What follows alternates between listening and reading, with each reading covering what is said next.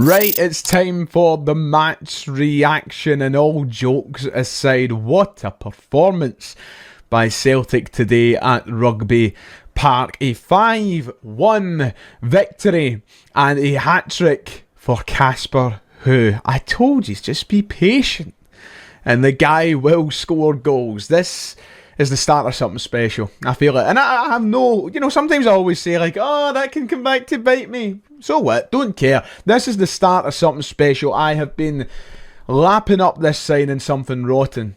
I've been trying to manifest it since we were originally linked back in January, and this is the reason why. We saw this afternoon what Casper Who will be like at Celtic. A hat-trick after what was I wouldn't even go as far to say a disappointing game on Monday. Things just weren't going his way. It just didn't feel like it was happening for him. But I wasn't leaving the stadium, underwhelmed or anything like that. I was just like, trust the process, things will be fine. And that's why you trust the process. Because today, within 64 seconds, he has his first Celtic goal, and half an hour later, he's got a hat-trick. So, good things come to those who wait. And Casper Who opens his Celtic account, and I'm sure there'll be plenty more to come, and we'll cover his performance a little bit more in depth as the video goes on. But other than that, brilliant from Celtic today, just all round fantastic. It's as close to a 10 out of 10 performance you can get, obviously with the slip up of conceding a goal, maybe takes it down to a 9 out of 10. It's one of the more enjoyable Celtic performances I can remember in recent months. And look, listen, the split is his own little kind of moment in time, and you separate that from last season. I don't remember having as much joy last season watching Celtic. It was always a slug, it was always a chore. And today it felt like there was a real feel-good factor around the way we were playing football, a real spark around the way we were playing football. I was worried after Monday night that it was going to be more of the same. I mean, I went into this game, if you watched my preview, if you watched me on the podcast, I was predicting 1-0s. I was saying it was going to be tough. I was expecting Kelly to put 10 men behind the ball. Wrong, and thank God I was. I love it when I'm wrong. Especially if it benefits the team. And today, Kelly didn't have 10 men behind the ball, and Celtic played brilliant stuff, and it wasn't a narrow 1-0 win. We scored 5 goals, and we could have had so much more. Celtic, chance after chance, if it wasn't for some pretty decent saves for the Kelly keeper, could have had double digits today. And don't get me wrong, Kelly had their chances, but Celtic could have had double digits today. Casper Who could have had 4 or 5. Good afternoon, welcome back to the One Celtic Fans View. Well, that was a demolition if I've ever seen one. Celtic ran out, Celtic just demolished them. The first half was absolutely phenomenal as far as Celtic are concerned.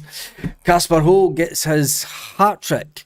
We never expected that. Well, a few people did say that, to be fair. A few people said, Casper was going to have, he was going to score at least 2 today. He did more than that. He got off. He got on the goal sheet in the 2nd minute, and then on the 33rd minute, and then 35 minutes. A devastating 3-minute spell for Celtic. Ben Janigran scored right in the beginning of the second half on the 47th minute, and then Luke McCowan come on, and Luke McCowan does a overhead kick type thing. Yang tried it didn't come off. Luke McCowan says, "Hold my pint, I'll show you how Dyson did it," but he didn't do the overhead kick, but he did manage to flick the ball through the full box and then into the back of the net. And you've got to say fair play to Luke McCowan, because unfancied by a lot of the Celtic fans, came on, scored the goal, and the rest to say is history.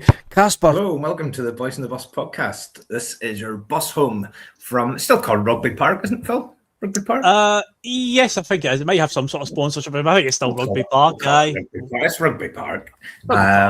Celtic victorious over Kilmarnock by 5-1. I'm your host, Terry, still out in Lanzarote, and I'm joined by the boss, Phil McGinley. How are you, mate? Absolutely top of the world, mate. That was a fantastic performance. I said before we came on, I think out of all the time this channel's been here, the year plus we've done this is probably the first post-match you and I have done where it's been a proper good all-round high-scoring performance, and to say the least, I cannot wait to get talking about it. One man in particular, wow, absolutely incredible. Casper Who, ridiculous performance, and it's all good, man, all good in the world for the Celtic fans tonight, mate. Phil, we always talk about Rugby Park, or I do. I talk about any away game as a banana skin, and Kilmarnock again is one of those that you you kind of dupe yourself a little bit into saying, you know, this will be a really tough game. We always get a game when we go there.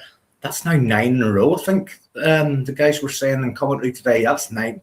It's no longer somewhere where you go and you get a real test, or is it? Because for some parts of those early exchanges, I described it earlier as it was like a basketball game. It was just one end or the other, and Killy were in it until we got the second goal. And I think it'd be very easy for me just to come on there and totally dismiss Kilmarnock. They did put quite a lot in, and I think the important part of how you get over these hurdles is the home team is always going to have some kind of input in the game. They're always going to create some kind of chances. It's, can you ride that out? Can you then get that second goal? And then can you assert your superiority from there?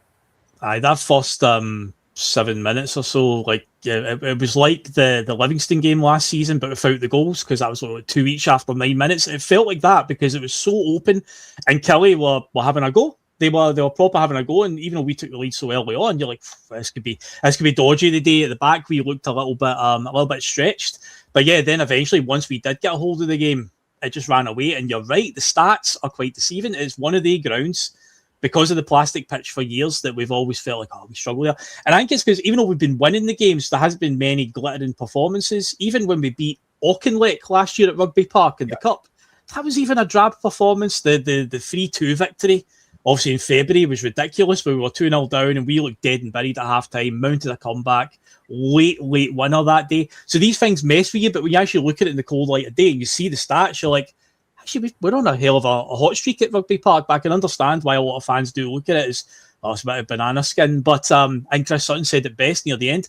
Kilmarnock will be looking to get the plastic pitch reinstalled as soon as possible now that Celtic can actually play on it.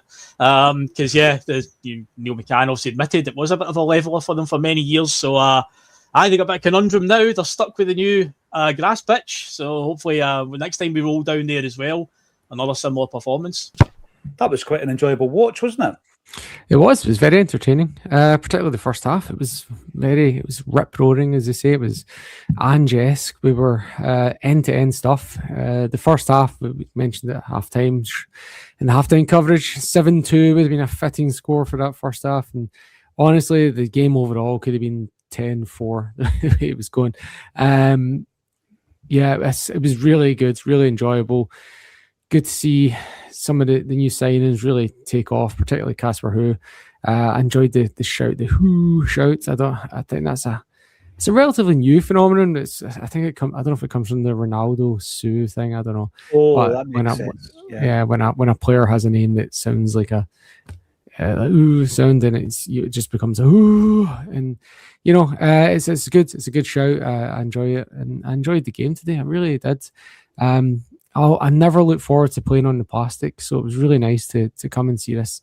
It's a fantastic grass surface, and we really made the most of it, particularly in that first half, just attacking football. And it was like 3 Celtic attackers versus 3 Kilmarnock defenders.